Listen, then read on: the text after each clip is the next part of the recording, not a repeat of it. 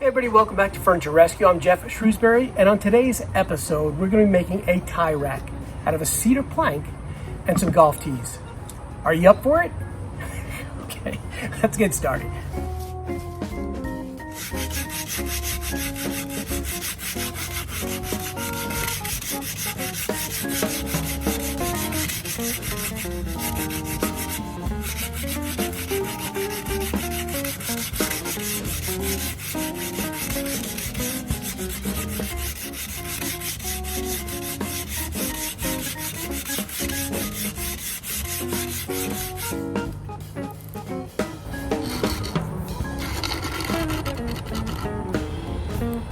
Why do we use cedar? Why cedar? Cedar is a great wood to line closets with. It's been used for years, decades, centuries. It's a beautiful wood to keep bugs away from your clothing.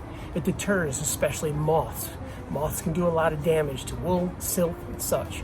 So normally, a high-end closet is lined with cedar. Maybe you've heard that before, which makes cedar a perfect wood for our product today to make our tie rack.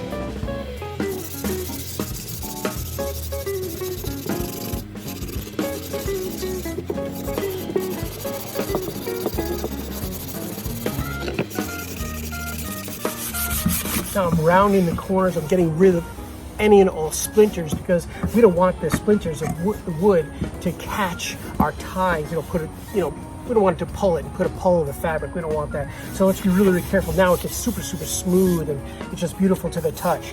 All right, so we'll keep on doing this by hand. I'm gonna smooth out the corners here too. I don't want any type of edges that are sharp. Make it nice and soft and round to help. And it doesn't take much with cedar. It's a soft wood.